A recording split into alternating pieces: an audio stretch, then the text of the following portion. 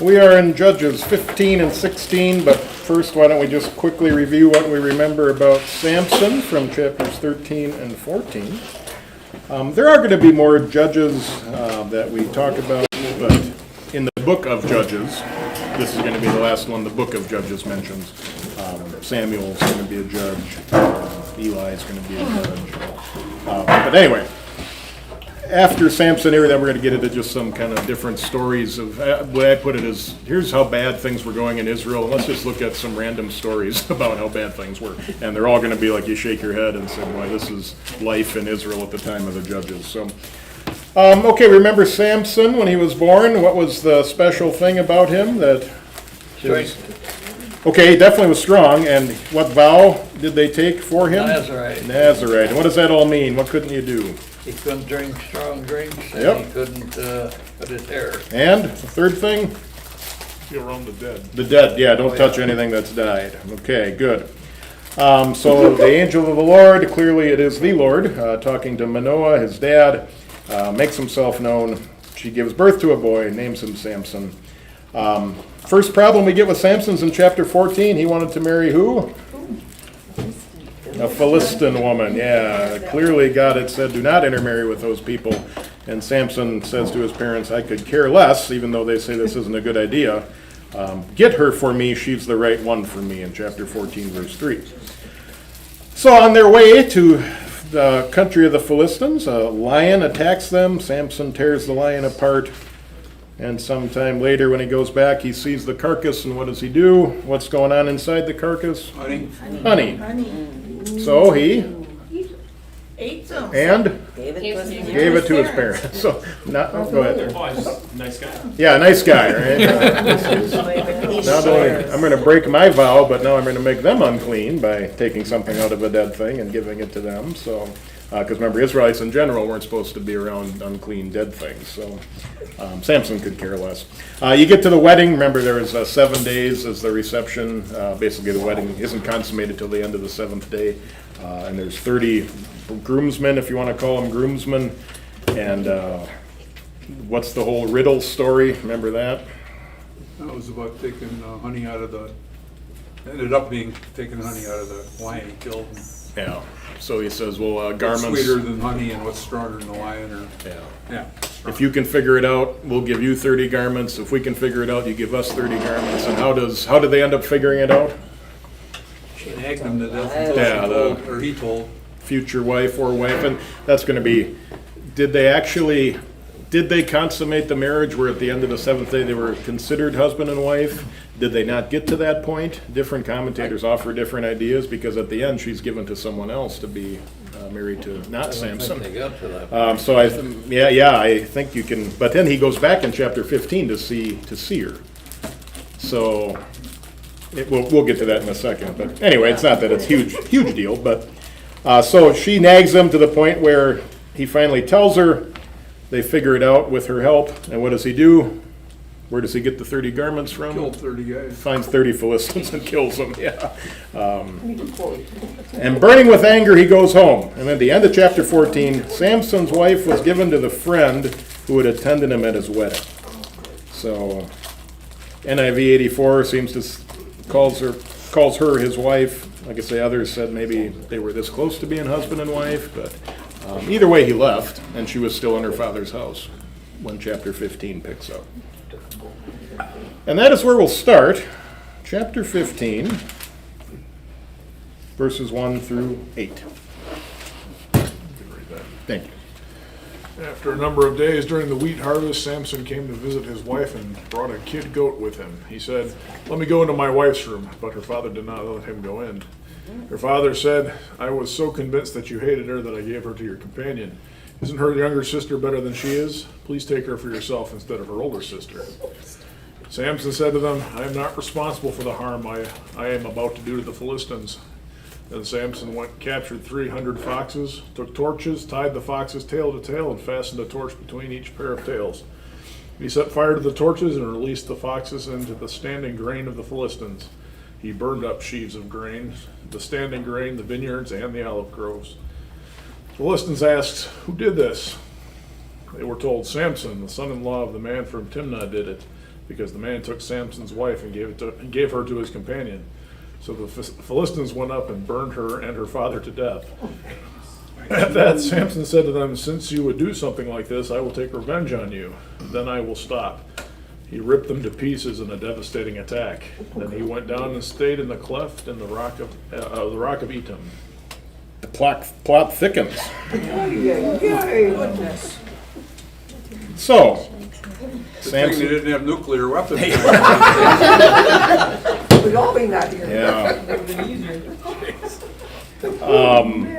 So he goes back to see whether it's his wife or almost his wife. Like I said, the NIV 84 kind of makes it sound like they did actually consummate the marriage, but either way, he goes back to see her. And what does Dad say? Go. Sorry about it. I gave her to someone else. She's not as good looking as her younger sister anyway, so why don't you take her instead? So now Samson's really torqued off, and this time I have a right to get. Now I'm really mad, and just kind of an interesting. You think about how in real life, right? How would that have played out where a guy catches 300 foxes or some suggest maybe like jackals, some kind of a wild animal living out in the plains there of the Philistines. Just to do that, 150 pairs of, let's say it is a fox, we think of a fox. I mean, that's hard. And without getting all tore up and bit up, so definitely one would think a miracle. God's hand is at play here that he's able to do this, but what is the point of the whole tying the foxes up? Set fire to everything. Yeah, this is how I'm going to get back at them, right? I'm going to burn down all their crops, let these foxes just run and go wild and do their thing, and poof, it all goes up in smoke. Well, that gets them mad, so we're going to figure out who did this, and when they find out it's Samson, this is the second time now in this account we have someone being burned to death. So that is part one of the story. Anything there? All right. Let's take it to the end of chapter 15. Can you do that? Jim, yeah? Meanwhile, the Philistines went up, set up camp in Judah, and occupied the territory around Leah. The men of Judah asked, "Why have you come up against us?" They said, We have come up to tie up Samson, to do to him as he did to us." So 3,000 men from Judah went down to the cleft in the rock of Edom. They said to Samson, "Don't you know that the Philistines are now ruling over us? So what is this you have done to us?" Samson answered them, "As they did to me, so I did to them." They said to him, "We have come down to tie you up and hand you over to the Philistines." Samson said to them, "Swear to me that you will not attack me yourselves." They said to him, "We will not. We will indeed tie you up and hand you over to them, but we will not kill you." Then they tied him up with 2 new ropes and brought him up from the rock. When Samson came to Leah, the Philistines came to meet him, shouting a war cry. But then the Spirit of the Lord rushed upon Samson, and the ropes around his shoulders were like flax charred by fire, and the ropes were melted off his wrists. Samson found the fresh jawbone of a donkey, reached out his hand, and took it. With it he struck down 1,000 men. Samson said, "With the jawbone of a donkey, heaps upon heaps. With the jawbone of a donkey I have struck down 1,000 men." When he finished speaking, he threw the jawbone out of his hand, and he named the place Ramath-Lehi. He then became very thirsty, and he called to the Lord, "You placed this great victory into the hand of your servant. Shall I now die of thirst and fall into the hands of the uncircumcised?" Then God split the hollow that is in Lehi, and water came out of it. Samson drank, his vitality was restored, and he was revived. For this reason he called the place En-Hakkore, which remains in Lehi to this day. Samson judged Israel for 20 years in the days of the Philistines. Okay, next chapter we'll get to the end of his life. Okay, so they come now, the Philistines come over to Judah looking for Samson, and they obviously now want their revenge on him, who got their revenge on them. Interesting at the beginning of Judges, if you turn back to chapter 1, when it comes to the people of Judah, after the death of Joshua, this is verse 1, the Israelites asked the Lord, "Who will be the first to go up and fight for us against the Canaanites?" The Lord answered, Judah is to go. I have given the land into their hands. And the men of Judah said to the Simeonites, their brothers, come up with us into the territory allotted to fight against the Canaanites. And we in turn will go with you into yours. So at the beginning of the book, Judah was kind of first in line to fight these Canaanites and to drive them out. And what has happened now over the course of how many years? Where now the Judahites say to the Philistines, they come and say, we've come to take Samson prisoner, and they do what? Okay, that sounds good. Right? They've kind of accepted their lot. That, well, and as long as you leave us alone, right? You guys do, you're in charge and do what you want, and just a total change of heart. Remember, Judah's going to be the line of the Messiah, and kind of cool at the beginning where they're first to fight for what's right and fight for the Lord, and even the tribe of Judah has kind of shrugged their shoulders and given up the fight, it seems like here. And, Philistines are going to do what they want to do, and we can't stop them. So 3,000 men, that's a pretty good group of men, go down to Samson. What have you done to us? I did to them what they did to me.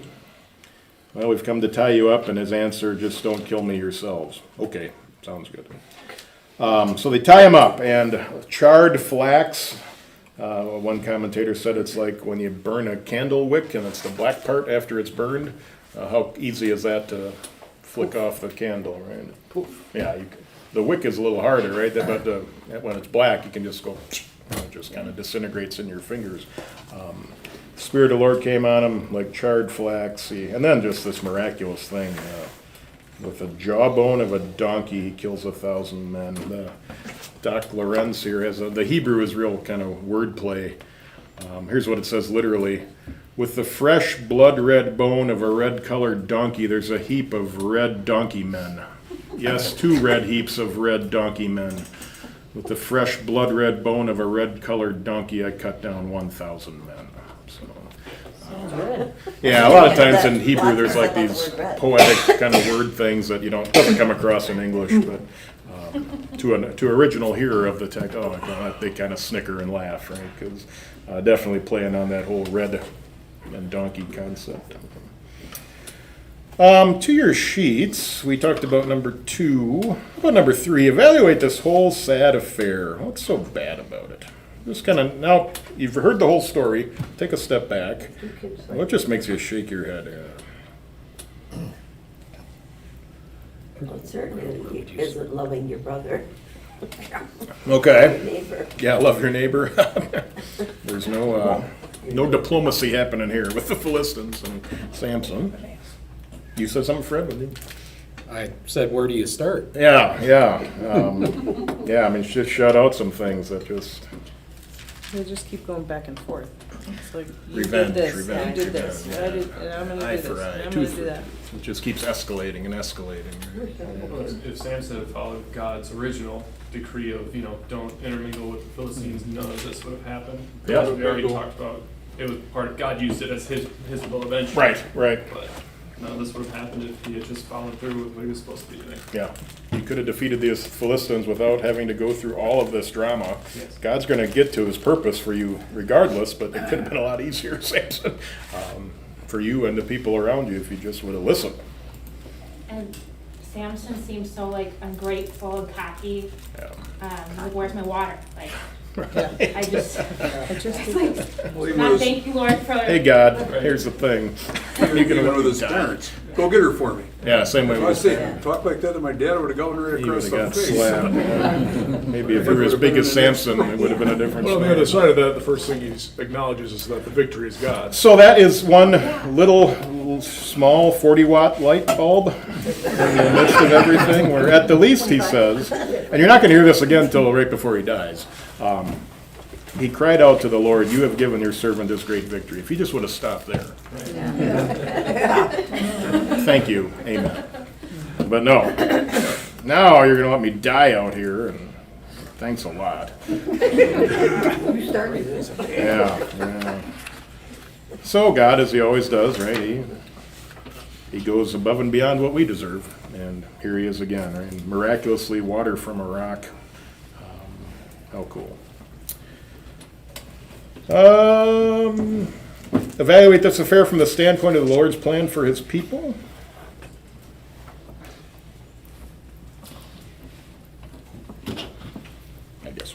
sort of talked about it, but just sum it up one more time.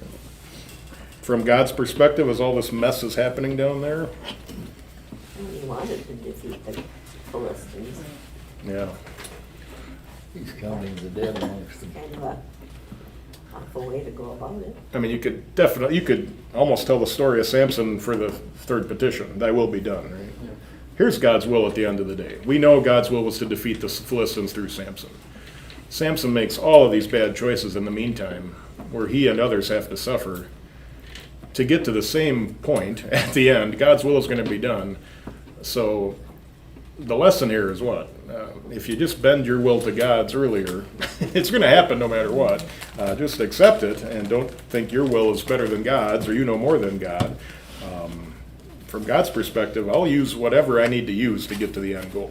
Even sin, I'm going to use it to get to the end goal. What God ordains is always good and nothing can change it. I'm sure we could all tell stories about times, and it's always kind of a challenge when you're maybe counseling someone who, why did God let this happen? And 99% of the time you don't know. You wish you knew. You could say, well, it's because of this, this, this, and this, and you're going to see one day. We're not privy to that if the Bible doesn't make us privy to something that here is God's will because he says so. You can kind of guess. You can say from experience, I think this might be what's going on. But we do know at the end of the day what? Regarding whatever God allows to happen. What can we say for sure? His will is always done. Yeah. And his will is what? Good. It's always good. It's always right. It's always for the good of his church. And that we know for sure. Do we even have the right to say, well, through experience, I think this is what happened? Do we have the right to say that? I've done it, but I use that caveat, I think. Yeah. If I was God or something, but obviously don't quote me on it, or Yeah. we don't want to go too far from what God says in his word, but from experience, maybe I've seen this happen to others, and maybe this is what God's trying to teach you. Maybe. And that's something, people need Maybe that. just They the- need something to hang their hat Yeah, on there. yeah. If it doesn't happen that way, I don't want you to come back and say, well, you told me God said this. And Yeah. so you got to be kind of careful with that.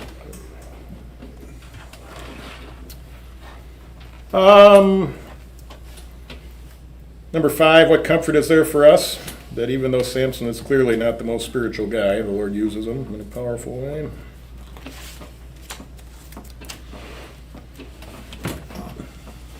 God will lead his people the way he wants them to go. Even if there's a few rough edges he has to shave off. Yeah, we look at Samson and kind of shake our head and snicker, but if someone was looking at our life, I'm sure some of the thoughts we've had and things we've done, they'd say, what were they thinking? I thought they knew better than that. And, we're no different than Samson in the end. Plenty of times we've told God our will's going to be done rather than his. And yet here we are, and God uses us to this day for his glory and for the expansion of his kingdom. All right, well then we get to probably the most famous story of Samson, the one everyone remembers from Sunday school, Samson and Delilah.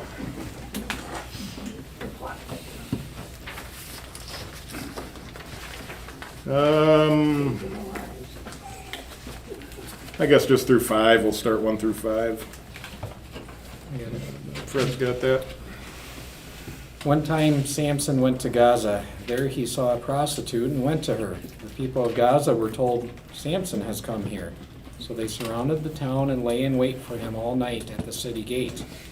But they relaxed during the night, saying, let's wait for the light of morning. Then we will kill him. But Samson slept only until midnight. He got up in the middle of the night, grabbed the doors of the city gate along with the 2 gate posts, pulled them up, crossbar and all, set them on his shoulders, and took them up to the top of the hill opposite Hebron. Sometime after that, Samson fell in love with a woman from the valley of Sorek, whose name was Delilah. The sirens of the Philistines approached her and said, persuade him to reveal where his great strength comes from and how we may overpower him, tie him up, and humiliate him. Each of us will give you 1,100 shekels of silver. Okay. Well, back to Philistia, to Gaza. If you look on your sheet there, the southernmost, remember there was those 5 main cities in Philistia. This is the southernmost one. So right away, I'm just gonna waltz on into Philista, one of their main cities, to find a prostitute. The prostitute part's bad enough, but just waltzing on into enemy territory, what does that kind of tell you about Samson? Which you can see from a sinful perspective. Eric, yeah, like, what are they gonna do to me, you know? I'm Samson. I will leave this city and take their gate with me. Right, he definitely, I'm a big deal, Samson would say about himself. I'm kind of a big deal. And Samson understands in his sinful nature that they can't do anything to me anyway, so. You can see why they would wait at night. I'm sure stories got around pretty quick of what he did last time, that a bunch of people tried to capture him. Well, that didn't work out. Delilah, interesting name. Lila is the word for night, and it seems like it kind of is a derivative of to bring someone low at night or to humiliate someone at night. Is what, so the names have a lot of meaning in the Old Testament. And if you remember the story, when is Samson going to come down? It's going to be at night, right, where she keeps ragging on him, and tell me, please, where your strength is from. And it's 3 times, I don't want to give it away too much, but it's going to be at night where she finally humiliates him and brings him down and topples him. So, the rulers of the Philistines, see if you can lure him into showing you the secret of his great strength. 1,100 shekels of silver, 15 years' wages. And how many rulers were there? Each of About? them is gonna get. 5, probably the 5 rulers of the 5 cities is what many have said, so 5,500 total. She was, It's a lot of Pienza. Yeah, she'll be able to retire early. She won the Mega Millions in Illinois there. How Gotta did get a they even lawyer. have that much? How did they what? How did they even have From- that much to give away? Yeah, probably the town treasury. If they were in charge of the town, they could kind of do with the government. Yeah, the Congress signs off on it, and here's another $1 billion to this or that. So yeah, for Philista, this is it's a good cause for them if we can get rid of Samson. This is like our biggest enemy right now, so it's definitely worth it in their perspective. So is Delilah a prostitute? I don't know. We're not told. She's definitely not the same woman from verse 1, so Delilah is a Hebrew sounding name, but she's in cahoots with the Philistines. So, but also the Philistines are in charge of the whole area right now, so it wouldn't be, we're going to talk at the end of the book how they've gotten so spiritually corrupt where it didn't even matter anymore. So she could be a Hebrew woman that the Philistines came to her and, hey, you want some money? And she said, yeah, it sounds like a good idea. I'll do whatever you need me to do for 15 years' wages. Anything else there? All right. 6 through, this just gets more comical as it goes on here. 6 through 16. I'm just going to do that. So 6. So Delilah said to Samson, "Please tell me what the source of your great strength is, and how you can be tied up in order to humiliate you." Samson answered, Almost like that's my name. "If anyone ties me up with 7 new bowstrings that have not yet been dried, I will become weak and be like any other man." So the servants of the Philistines brought her 7 new bowstrings that had not yet been dried, and she tied him up with them. She had men hiding in the room waiting to ambush Samson. And she said to him, "Philistines are upon you, Samson." But he snapped the bowstrings as easily as a flax thread that was scorched when brought near fire. So the source of his strength was not revealed. Then Delilah said to Samson, "Look, you made a fool of me and told me lies. Now please tell me how you can be tied up." Samson answered her, "Actually, if anyone ties me up with the new ropes that have never been used for work, I will become weak and be like any other man." So Delilah took new ropes and tied him up with them. Then she said to him, "Philistines are upon you, Samson." There were men hiding in the room waiting to ambush Samson. But he tore the ropes off his arms as if they were thread. Delilah said to Samson, "So far you have made a fool of me and told me lies. Tell me how you may be tied up." So he said to her, If you weave the 7 locks of my hair into the fabric of a loom and fasten them with a pin, I will be as weak as any other man.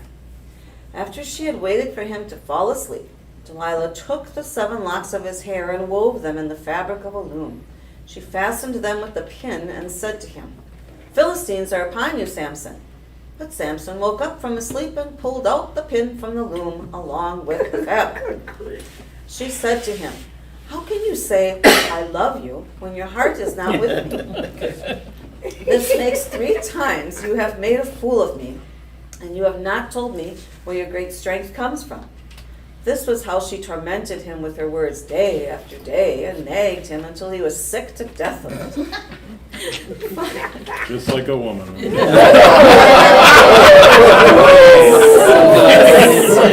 I was waiting for somebody to say that. He's taking the arrows. Finally, he told her everything in his heart. He said to her, a razor has never touched my head, because I have been a Nazarite dedicated to God from the womb of my mother. If I am ever shaved, my strength will desert me, and I will become weak and be like any other man. When Delilah saw that he told her everything in his heart, she sent for the Sarons of the Philistines, saying, come back one more time, for he has poured out his heart to me. The Sarons of the Philistines came up to her and brought the silver in their hands. Delilah let Samson fall asleep on her lap. Then she called for a man and shaved off the 7 locks of his head. She began his humiliation because his strength had left him. She said, Philistines are upon you, Samson. He awoke from his sleep and said, I will go out as I have time after time, and I will shake myself free. But he did not realize that the Lord had left him. The Philistines seized him, gouged out his eyes, brought him down to Gaza, and restrained him with bronze shackles. He had to grind grain in the prison. But the hair on his head began to grow after it had been shaved. Okay, pause there. So, yeah, 3 different times, and you could almost, so maybe the first time, remember the story of the first time when the Judites, men of Judah, tied him up, it was with two new ropes, right? Well, okay, what's the secret of your strength? Well, maybe 2 wasn't enough. Actually, if it's 7. 7 is the answer. That's what 7 comes up a lot in the Old Testament. Well, that didn't work.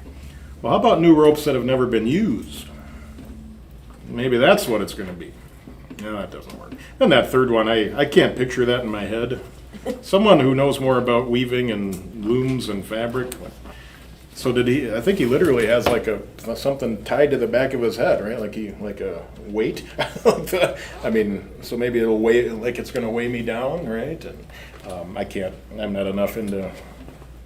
Is that Your fair to say? expertise on My long expertise hair on is looms and gone? fabric Well, and the hair would be like mixed in so that it's not loose and yeah, so it's flowing. It real would be tight in and the it's all fabric. connected back there and On a side, how the Philistines must have trusted this woman to have their gangs probably horribly massacred over and over again just to keep sending more. yeah. Well, my question, I guess maybe I'm getting ahead of things here, but Samson can't be the sharpest knife in the drawer.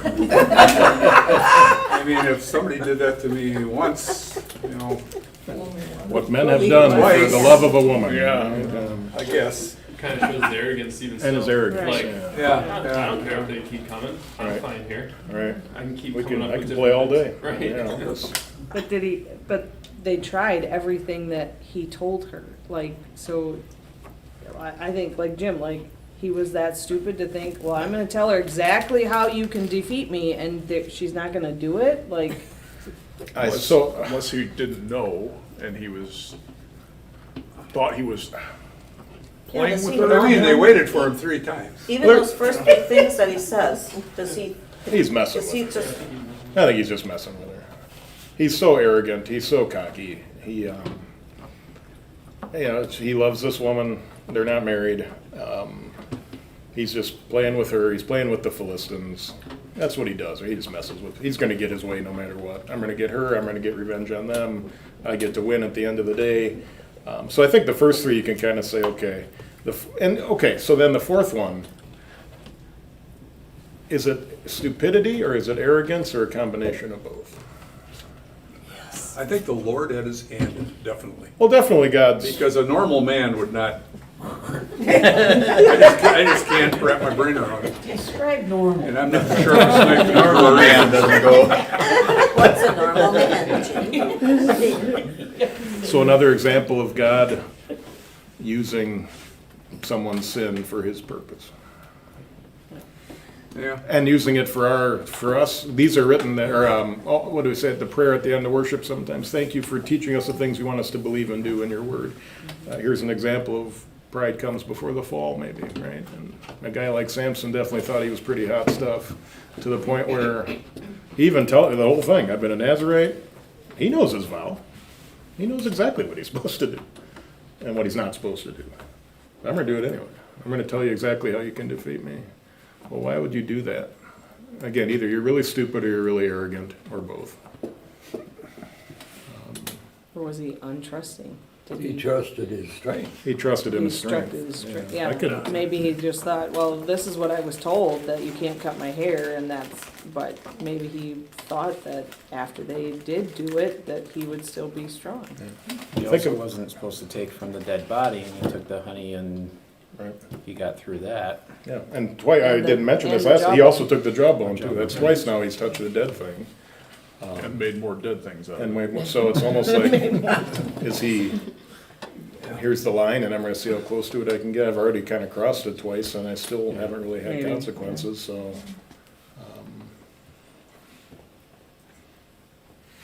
Yeah, so that's number 2 on the sheet, right? What do you think he was thinking when he gave away the secret of his strength? I think we just kind of all summed it up, right? Maybe I'm sick of her complaining too. I just want to be done with this. I don't want to talk about this anymore. His arrogance, his, so far so good. If you're him and think how many people you've killed with just like a little weapon, I'm invincible. And nobody can beat me. Certainly not this woman. How old was Samson at this time about her? It doesn't say. I don't think it ever says How how. full grew was he like? Well, if he He wasn't a ruled for 20 teenager or If he anything. ruled for 20 years, He this is toward the end of his Yeah, life. I would guess, I don't know, 40s, 50s, 30s to 50s, somewhere in there. We're not told when he started, as far as his age, when he started being a judge, but we know he ruled for 20 years, so. Okay. I would say in the prime of his life.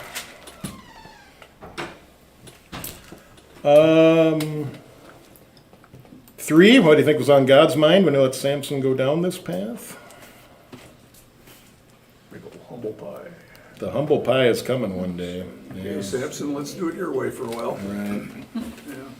I kind of made mention of that in the sermon too. Sometimes if, Samson's parents or whoever, if you're watching this, like, oh, remember they said, can you find a woman who's not a Philistine? Nope, get her, okay.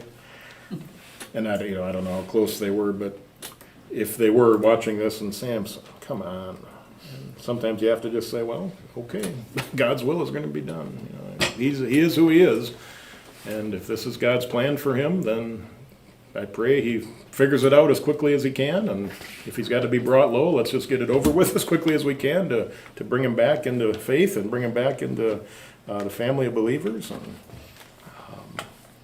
not to say he ever left. I think this whole time, I think he still was a believer, just a pretty arrogant one, pretty weak one, thought pretty highly of himself one.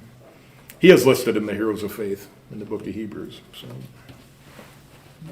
Which that too is kind of interesting when you look at his life and say, if this guy's a hero of faith, maybe I'm not so bad. Not to get ahead, but towards the end, didn't he kind of redeem himself? Yes, at the very end, he finally, as Prayed to he's, God for. yeah. The irony, right? Remember the jawbone of a donkey. What have they basically turned him into at the end? Donkey. He's a donkey, right? Yeah. You can picture him with at the mill, right, where they go around and grind the grain, and instead of the beast of burden, there's Samson. And Samson's just walking in a circle, blind Samson walking in a circle. The killer of the Philistines with a donkey has been turned into a donkey by the Philistines. But the hair on his head began to grow again after it had been shaved. 20 is interesting too. He did not know that the Lord had left him. And I don't know if we say there the Lord left him like he didn't have faith anymore, or was it this special outpouring of strength, that the Lord had? I would go more toward that, probably. Yeah, that would be. That the Lord had left him in the sense that now he's not who he was when it came to his ability to defeat 1,000 men with a jawbone. All right, let's close it up. End of Samson. Someone want to finish chapter 16? Sorry, verse 23, Tom's got that. Meanwhile, the Sarans of the Philistines gathered to make a great sacrifice to their god Dagon and to celebrate. They said, "Our God has given our enemy Samson into our hands." When the people saw him, they praised their God. "Our God has given our enemy into our hands, a devastator of our land who has caused the death of many of us." When they were feeling good, they said, "Send for Samson so that he can provide amusement for us." They summoned Samson from the prison, and he served as their entertainment. They made Samson stand between the pillars. He said to the young man who led him by his hand, "Put me where I can touch the pillars that support the building, so I can lean upon them." The building was full of men and women, as well as all the Sarans. What is that Saran supposed to be? Just a ruler. A ruler. Oh, Like a governor, maybe. a title. A mayor, yeah. Okay. So the Sarans of the Philistines. On the roof were about 3,000 more men and women watching Samson as he was amusing them. Samson called out to the Lord. He said, "Lord God, remember me, I pray. Give me strength, I pray, this one more time, O God, and let me get revenge on the Philistines for my 2 eyes in one act of vengeance." Samson then grasped the 2 central pillars supporting the building. He leaned against them, one with his right hand and one with his left. Samson said, "Let me die with the Philistines." He pushed with all his strength, and the building fell upon the Sarans and upon all the people who were inside. The Philistines he put to death when he died were more numerous than those he had put to death during his lifetime. Then his brothers and his father's entire household went down, carried him back, and buried him between Zorah and Eshtaol in the tomb of Manoah, his father. He had served as judge of Israel for 20 years. Okay. All right, well, we're having a big party. We're going to sacrifice to Dagon. I remember the Philistines were right on the Mediterranean Sea. Dagon is like a fish god. Sometimes he's kind of portrayed, and you see a picture like a merman. You know what a mermaid is? Imagine a merman. He's like man from the chest up and a fish from the waist down. And that makes sense. They would worship, well, it doesn't make sense, but being on the coast the way they were, the fishing was a big deal and the sea was a big deal. And so they had a fish god. And it was also fertility, kind of their version of Baal, I guess, was Dagon, fertility god.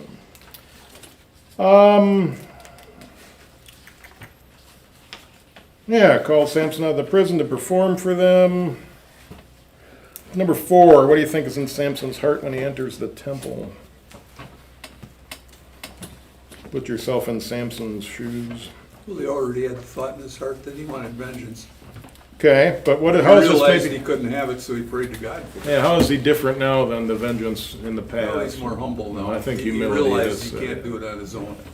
he's blind, Yeah. he's weak, Speak they're down. treating him like a donkey. He prayed before acting this time. He prays before acting instead of after.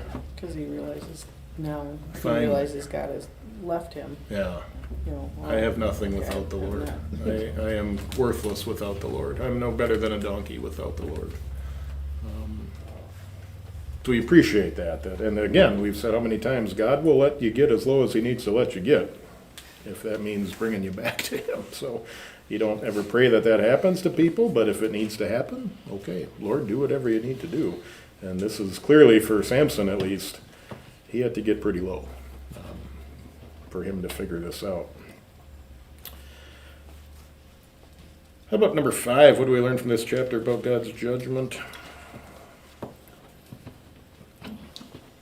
He would accomplish his purposes, even if we disobeyed him. But, as he did with Samson, he allowed him to restore his faith, it appears, and to act in a humble way as a servant of God. So you kind of tied number 6 in there too, God's faithfulness too. Yeah. Certainly we see his judgment against the Philistines. We see his judgment against Samson. God will not be mocked, right? You don't just get to live life however you want to live and have God say, okay, well, I didn't really mean that when I said what I said. They will be done, and if we choose to do things our way instead of his, there will be consequences. But understand, he is also patient and faithful and merciful, and when there are consequences, he means them for our good, and he's trying to get us to realize our sin. So understand with Samson, everything Samson happened to him, he had it coming. And God isn't mean. Why would he let that happen? He let it happen because he loved Samson. And he let it happen because he ultimately, Samson's going to be a hero of faith in Hebrews chapter 11. And I think you see no greater hero of faith than someone who is meek and mild and humble and says, Lord, I need you. Please help me. So of all the great feats of Samson, the one that was his greatest, killed more than any other time, was the one where he finally said, God, I can't do it on my own. And he went to God first instead of last, as you said. Apparently, with the strength that God gave him, he was so far above other men in accomplishing anything. He needed to be humble all the way down.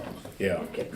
I mean, how many of us, if we were in Samson's shoes, how hard would it be to stay humble during all this? It would be, especially for a guy, you know, how hard would it be if literally I can do anything and beat anybody, and it just would be almost, it's not impossible, but close to say I'm invincible and just forget about the one who gave you the strength in the first place. I have a question. Why did he pray, let me die with the Philistines? So, yeah, is he committing suicide? That's kind of your question, right? In a roundabout way. Yeah.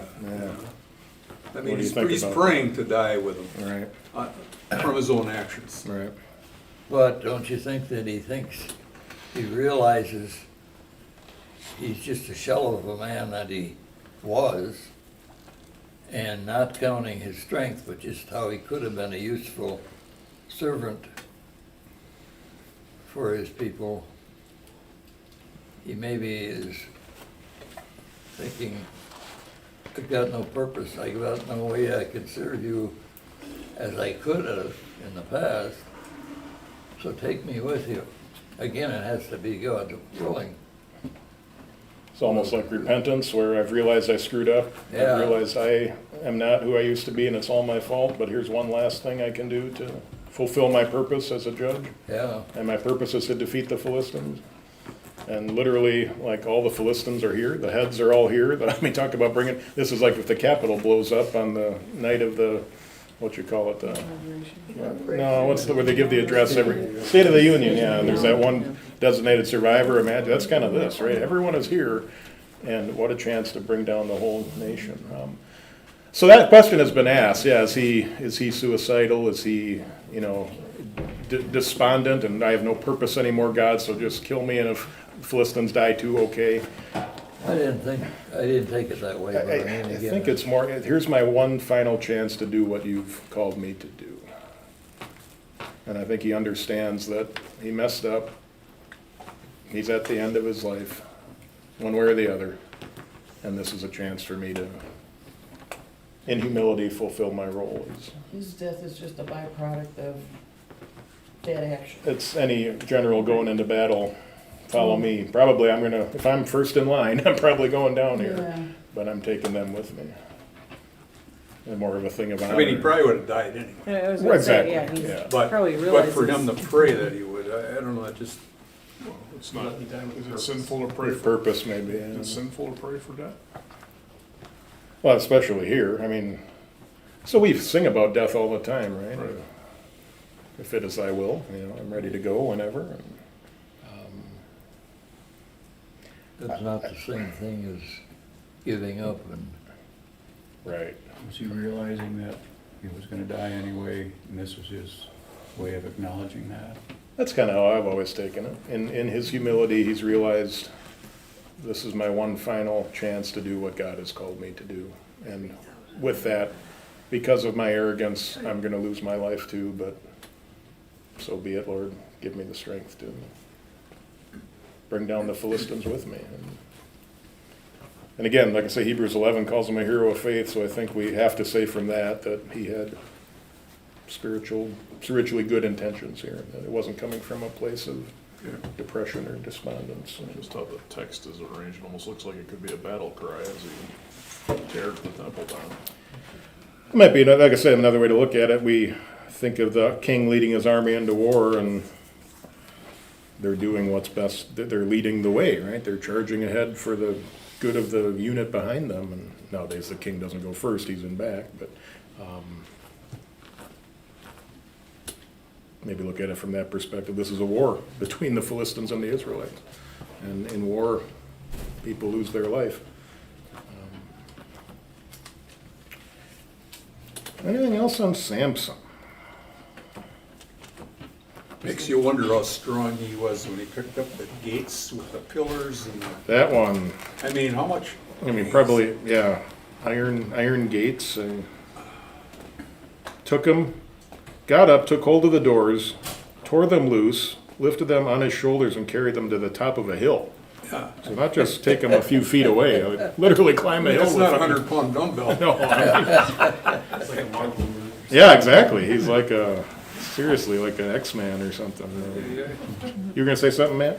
I just think it's the story of Samson, like as we go through it, we all kind of laugh about it, but I think it's a fantastic example of like how we are all sinful, and especially those that might be afraid to come into a church who maybe are outside of faith, because they feel like, well, how could God love someone like me when I've done all these horrible things?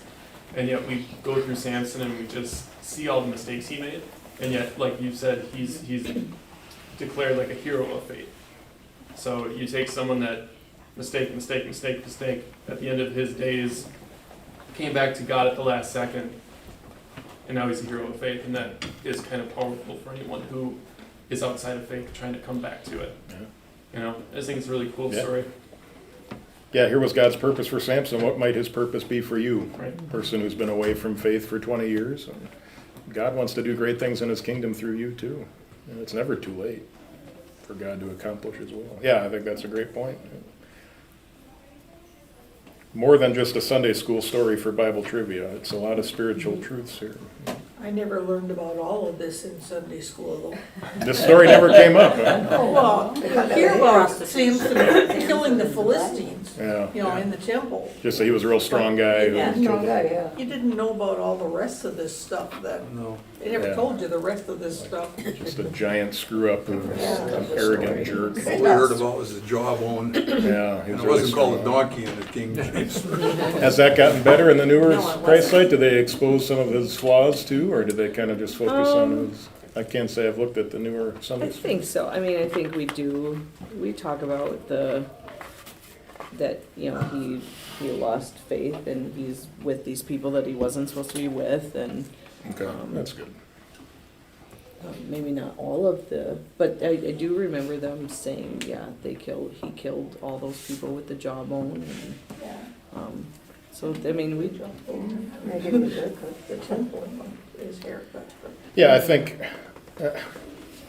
telling the other side of the story of how rotten the guy was gives you more of an appreciation of God's grace and mercy. Yeah. Benefit just, well, he was just a guy who God really gave a special gift to, and he killed a bunch of people, which is true. But when you tell the other side, it's like he's also a guy who God was patient with, and God used his sin for his purposes, and I think, and not that when you're talking to 8-year-olds, maybe you don't get that deep into it, but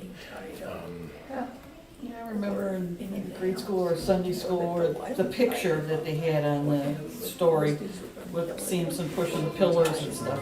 yeah. But you never saw something about the eyes. I don't think maybe they just saved that little detail for little kids or something. All the pictures I saw, he was closing his eyes. Oh, he's He closing was, his yeah, eyes. all the Bible. He's looking artwork. down or Yeah, something, looking yeah. down so you can't see his face. Yeah. So it's like, be a little gory scary stuff. for children. Yeah, you don't wanna talk about eyes being plucked out with 5-year-olds. Nightmares over there. Says that he doesn't have eyes. So, all right, as I said, that is, as far as the judges talked about in the book of Judges, the last judge that book's gonna mention. And then, if you get into 1 Samuel, you're gonna hear about a few more along the way until Saul, King Saul was the end of the judges, was Samuel, and then Saul was the first king, and now we transition into the next stage of Israel's history, the monarchy, if you want to call it that. The kings have now taken charge. Remember, when you say judge, it's not like a guy, as we've heard, it's not a guy in a robe on a bench. It's kind of a military leader, commander in that sense. People look to them for leadership. Okay, that's probably a good place to pause for today. It's going to get pretty nasty here at the end of the book.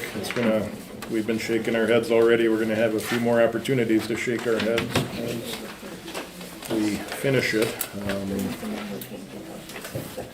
We're going to be cutting up prostitutes. We're going to be hiring priests. We're going to be doing all sorts of nasty things. All right, today's the 31st. I'm just kind of looking ahead. If I get my way, we will be done with this on the 14th. Yeah, I think we'll get through 17 and 18 for sure next week. I think we'll be able to get through it. So what's going to happen here on Sunday mornings, the voters' packets will be out on the 14th. On the 21st, there's going to be an open forum for anyone who wants to chat about anything in the voters' packet. And that's going to be during the time of the Bible study hour.